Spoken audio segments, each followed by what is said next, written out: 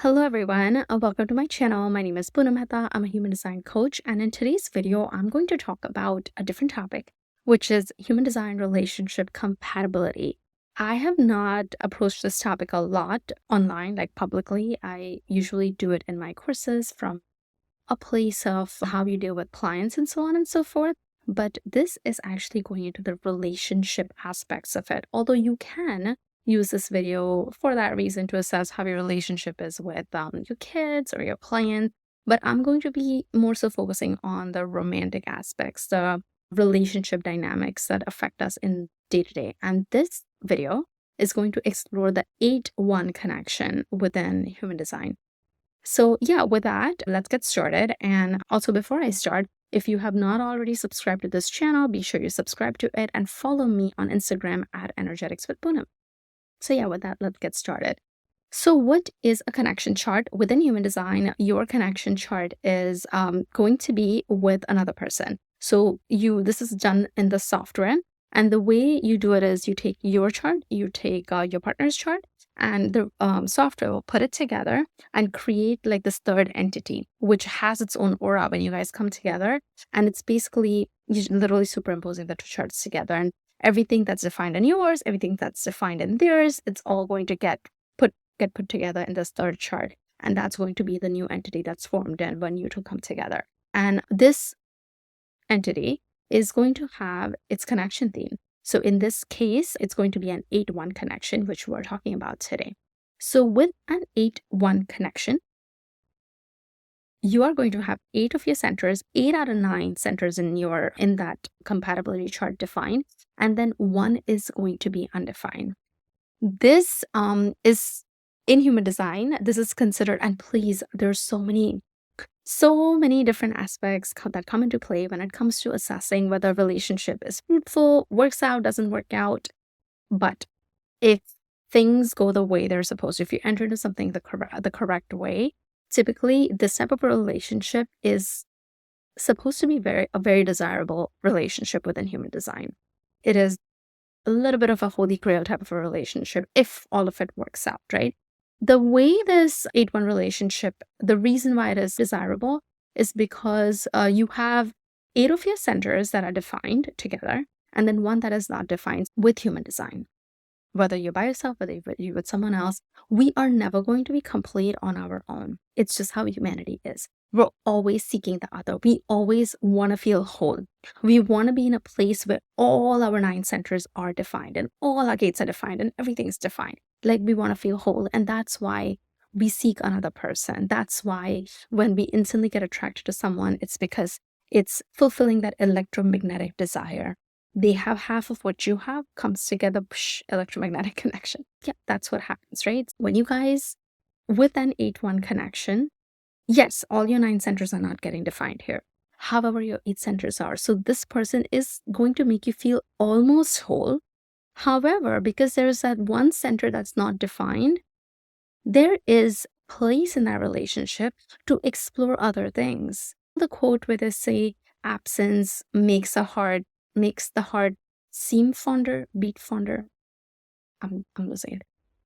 That saying, you know what I mean? That saying, basically you're together and this person's fulfilling almost everything that you need, but then you have that one place of openness where either you two could explore that together, or you could explore that with a friend. You collectively could explore that with other friends, with couples. So it gives people room to come in between you. They don't feel like they're the third wheels. Have you ever been in that place where you have this couple and they're so into each other, so talking to each other, you're just looking at everyone else like, what are we doing over here?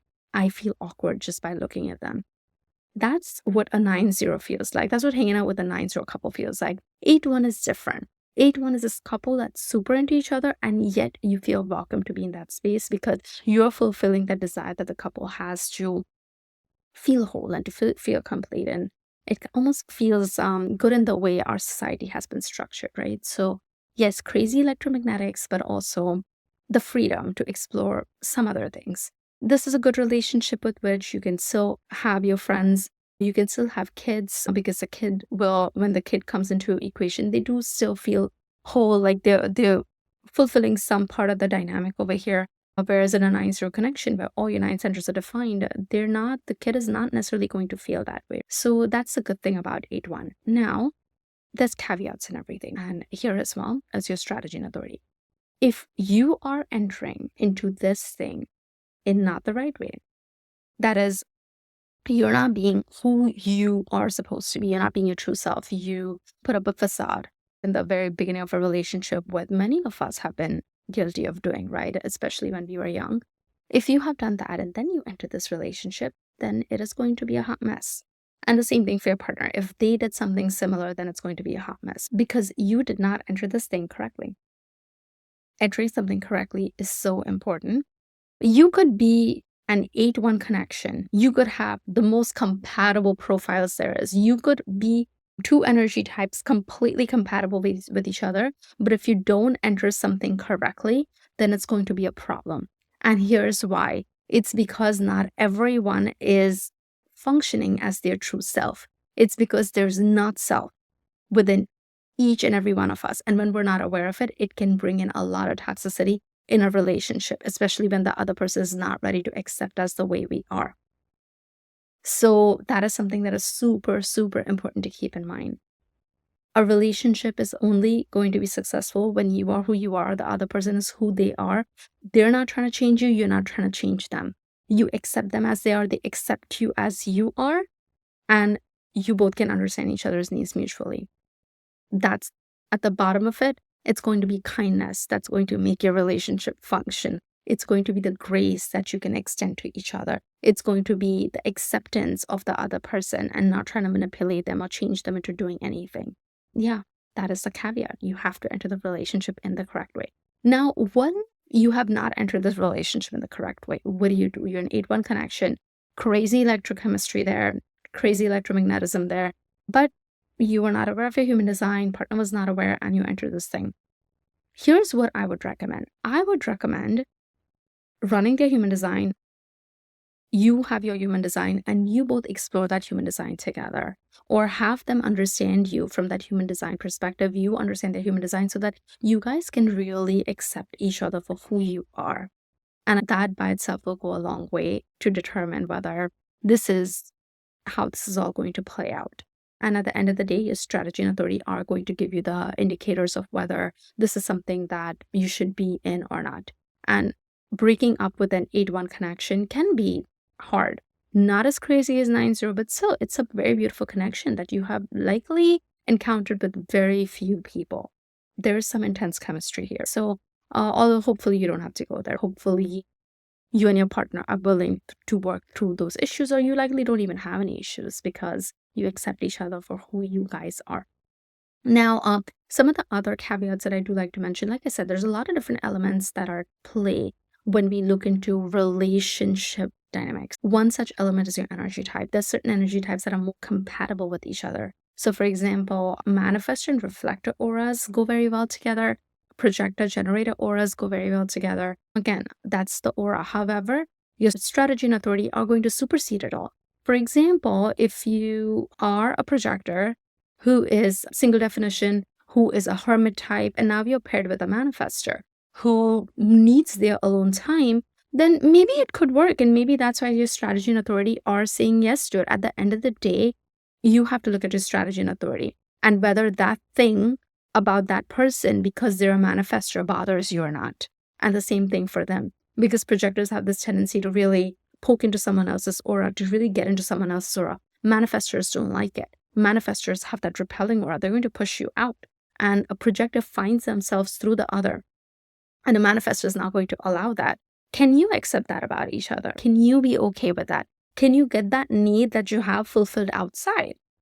If you can, then great. That relationship could work, right? So that's a nuance. Then what else? You have energy type. There's certain profiles that get along better with each other.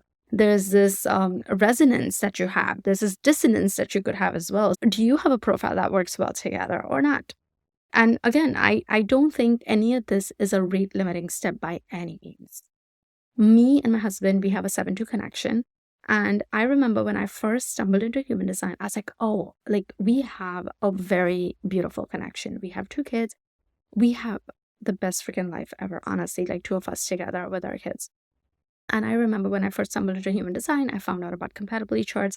I ran it and I was so freaking confident that we would be a 9-0 connection. I was like, because I didn't know more about human design. I didn't know 9-0 connections could have a certain toxicity to it. I didn't know. I thought, oh, wow, all my 9 centers are getting lit up. What could be more beautiful than this? So I went into it with that mindset, run the charts, and it came back with 7-2. And I was like, are you serious?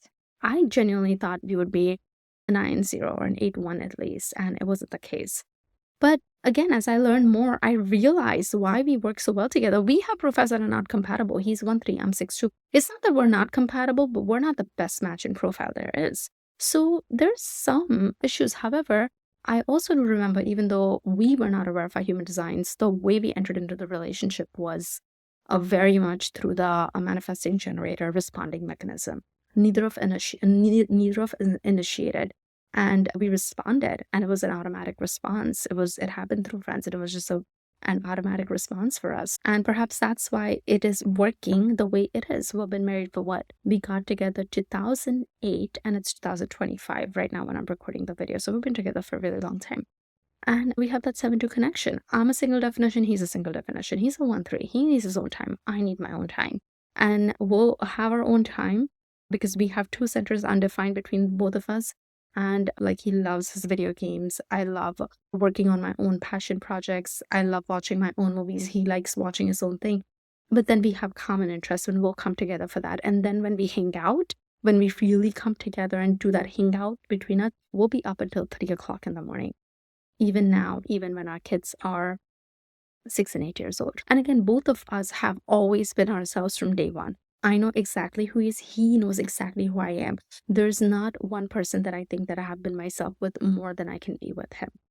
So we were who we were, and we accept that in each other, and we don't mind it. It is okay. I'm not going to force him to spend time with me, and he doesn't force me to spend that time with him. Like, we know when we're going to come together, and yeah, there's times when I want to hang out, but he's not in the mood. Do I feel bad? Yeah, but then I accept it. I let it go. I process my emotions around it.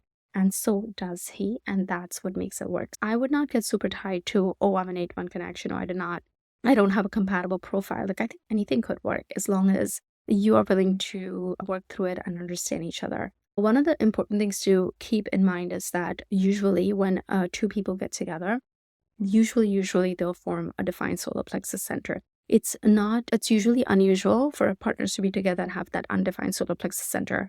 So what can happen is when the couple gets together, either one person has a defined SP, another person has an undefined SP, and they get very attracted to each other because, undefined solar plexus centers are really attracted to the liveliness, and like the other person, like, makes them feel good. Defined solar plexus makes them feel very juicy, very yummy. Like, they experience all these emotions through them. A defined solar plexus loves the practicality, the calmness that an undefined solar plexus center would bring in. So it's very natural for these 2 to get attracted to each other. Even sometimes 2 undefined SPs can come together and get a defined solar plexus. In either of these cases, you have to realize that this connection that you're forming is going to be an emotional entity. You are going to have a divine solar plexus together. So when you get into that relationship, know that there are going to be highs and lows and highs and lows. It is going to happen. You are going to go through these cycles of hopes and pains and hopes and pains. Yeah, when the 2 of you come together, you're going to have a defined solar plexus center. So you are going to, even though you are an undefined emotional or they're an undefined emotional, you are going to experience the solar plexus waves together in your relationship. And if you guys are making any big decisions in your relationship, give it some time. Think over time, sleep on it, and then make your decision, because together, combined, you guys do have a defined solar plexus centers. That's something that is important to keep in mind, because you're going to go through those waves. And if you're not used to those waves where you just feel like there's so much pain out of nowhere and you don't understand where it's coming from, that's because of the defined solar plexus that is in your entity. And it doesn't mean anything. You can be an observer. You can step out of it and witness what is happening. That it is not you, it is the mechanics, right? And when you have that understanding that this is how it is, and you can accept it, that's when you can allow for your relationship to be thrive and be successful.